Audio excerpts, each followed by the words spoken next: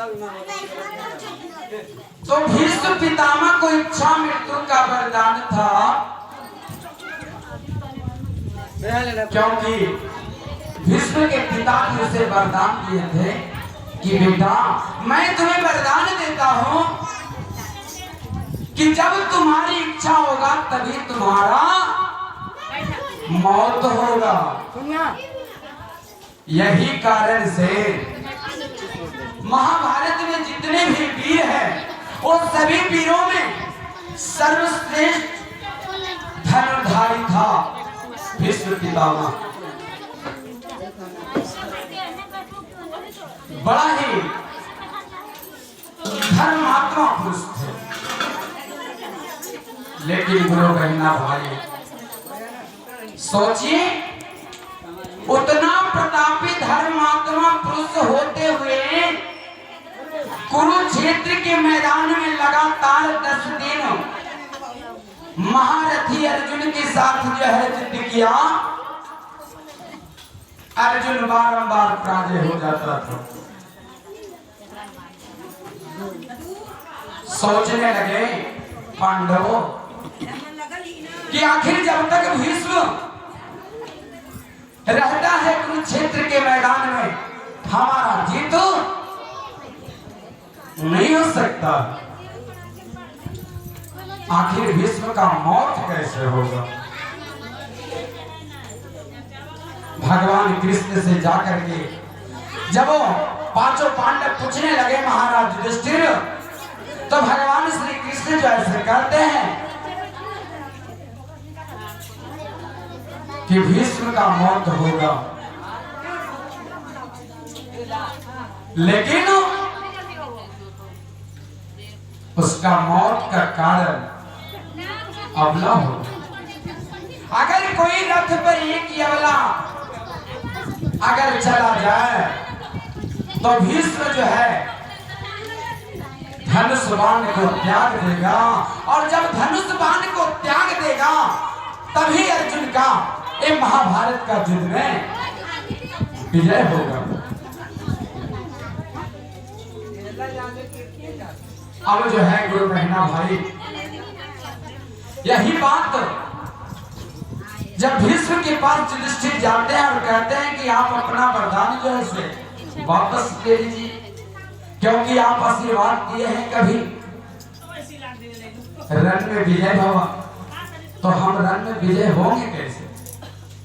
आपका आशीर्वाद झूठा हो जाएगा। भीष्म भी यही बात कहता है कि अगर अर्जुन का तू जीत चाहता है, मैं दुर्योधन की तरफ से युद्ध कर रहा हूं। हस्तिनापुर का गद्दी पर जो भी राजा है उसका रक्षा करने का भार मैंने प्रतिज्ञा कर रखा।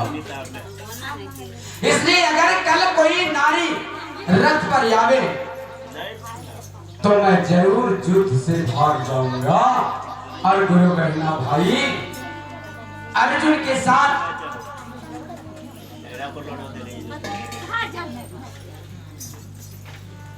10वां दिन का युद्ध में जो है वही आते हैं शिखंडी, जो पंचानगढ़ का राजा थे। एक पुत्र के रूप में था, लेकिन वह न तो पुत्र ही था न ही वह पुत्री थी, नपुंसक था, है ना। अब नपुंसक जब आता है, धनुष बाण भीष्म जो है रख देते हैं, और अर्जुन जो है सिर्फ बाण का वर्षा करने लगता है। इतना वर्षा करता है कि तीर के सहारे भीष्म टंग जाता है। टंग जाने के बाद गुरु बहना भाई, महाभारत का युद्ध 18 दिन का चला, लेकिन भीष्म का मौत 52 दिन पर हुआ, है ना। पूरी निर्णय हो गया, जब तक हस्तिनापुर को वह सुरक्षा देख नहीं लेता तब तक भीष्म का मौत नहीं हो पाता। यही कारण से गुरु बहना भाई बाण की सिरजिया पर टंग जाने के बाद भी भीष्म का मौत नहीं हो रहा था, क्योंकि हस्तिनापुर सुरक्षित से नजर नहीं आ रहा। 52 दिन के बाद जब मरने के बाद जब उनका आत्मा गया है धर्मराज की, हाँ धर्मराज से जो है लड़ाई करने लगा, कहने लगा कि मैंने जीवन में कभी कोई गलती नहीं किया, लेकिन हे धर्मराज आप बतावें कि किस कारण से हमें 52 दिन तीर के सहारे हमें जो है टंग करके रहना पड़ा। अब धर्मराज जो है चित्रगुप्त को कहता है कि चित्रगुप्त देखो इसका खाता नहीं, आखिर कोई गलती तो होगा ना। गुरु बहना भाई 1000 वर्ष भीष्म जो है धरती पर अपना जीवन को बिताया था। 1000 वर्ष से जब देखने लगता है चित्रगुप्त पन्ना उलट रहा है, लेकिन कहीं पर भी गलती भीष्म का नहीं नजर आता है। जब बिल्कुल गुरु बहना भाई 12-13 साल का जब उम्र है, उस पन्ने में सबसे अंतिम पन्ना में जब पहुंचता है तो देखता है कि भीष्म से एक गलती हो गया था। क्या गलती हुआ था? गुरु बहना भाई चित्रगुप्त महाराज जो है बताने लगते हैं भीष्म रूपी आत्मा को कि तूने जब जगत में गया तो तेरा कहीं पर तो गलती नहीं है, लेकिन एक गलती तुमसे हो गया है, उसी के कारण तुम्हें 52 दिन बाण के सिरजिया पर सोना पड़ा, टंग करके रहना पड़ा। कहता है कि क्या गलती मैंने किया?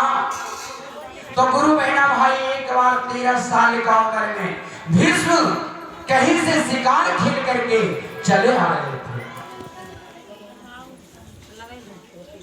तभी रास्ता में देखता है कि एक सर्प भीष्म को डर से भागे जा रहा है।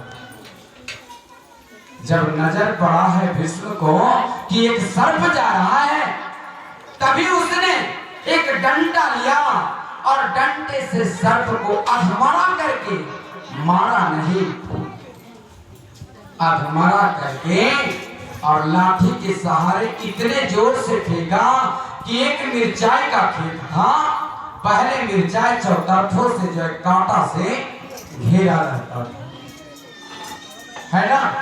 अब जो है गुरु बहना भाई वही जो है सर्प को जब लाठी से अधमरा करके जब फेंकता है तो वह चित्ताने वही कांटे पर जा करके टंग जाता है। भीष्म फिर दिखता कुछ नहीं है, वो अपना राजधानी चला जाता है। लेकिन गुरु बहना भाई इधर वह सर्प जो है जब कांटा सब चुभ गया था, चित्ताने पड़ा हुआ है, नमः शिवाय जप रहा भगवान का नाम, लेकिन जपते जपते 52 दिन तक उसी तरह से बस कांटा में चुभ कर टंगा रहा। जिस दिन 52 दिन होता उस दिन सर्प मरने लगा। जब मरने लगता है तो वही जो है भीष्म को श्राप दिया कि अरे दुष्ट नालायक, जिस तरह से तूने हमें एक कांटे पर तुम टांग दिया और मैं 52 दिन गुजारने के बाद मैं मर रहा हूँ।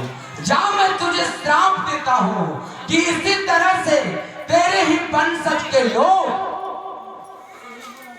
तुम्हें तीर के सहारे कुरुक्षेत्र के मैदान में टांग देगा, तुम टंग जाओगे और उसी तरह से तड़प तड़प कर मरोगे जैसे मैं आज बामन द्वीप तक तड़पते तड़पते आज हमारी मौत हो रहा है।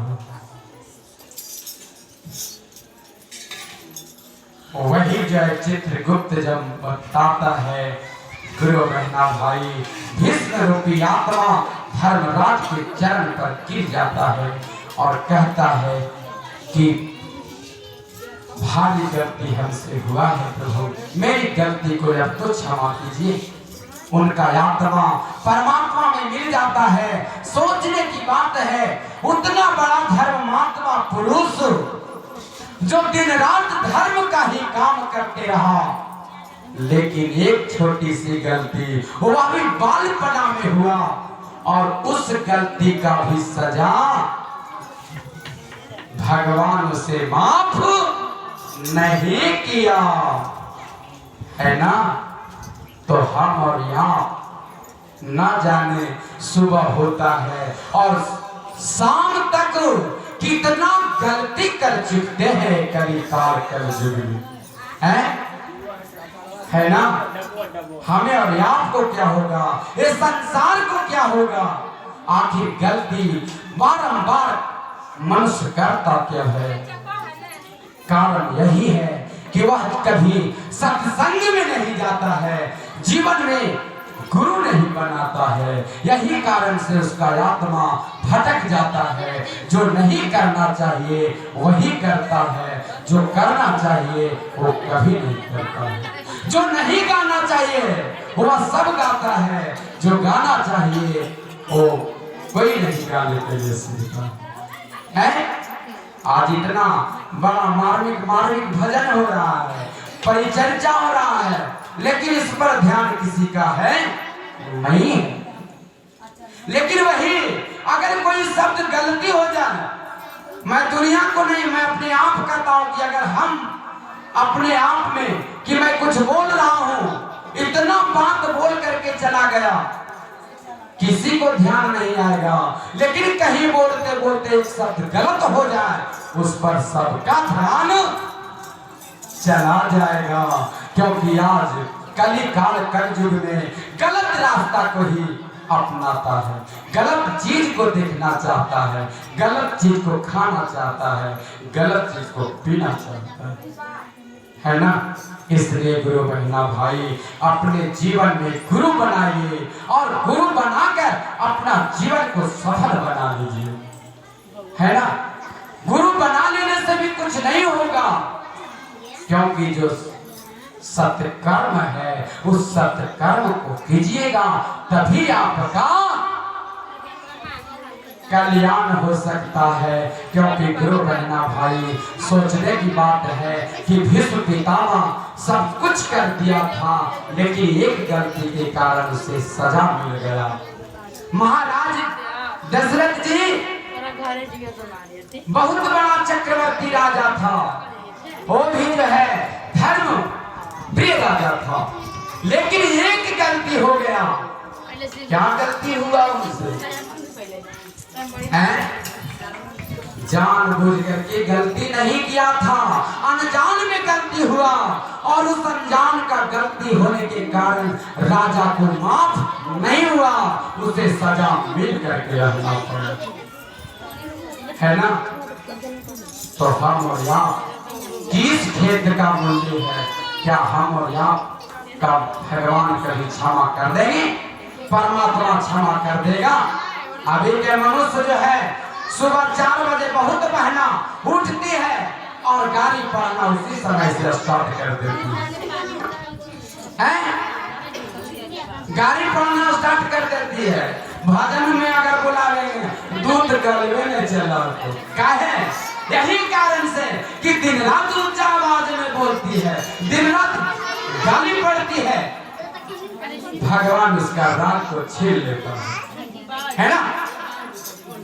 इसलिए सही शब्द बोलिए, राग रहेगा, गलत बोलिएगा राग छिना जाएगा, है ना।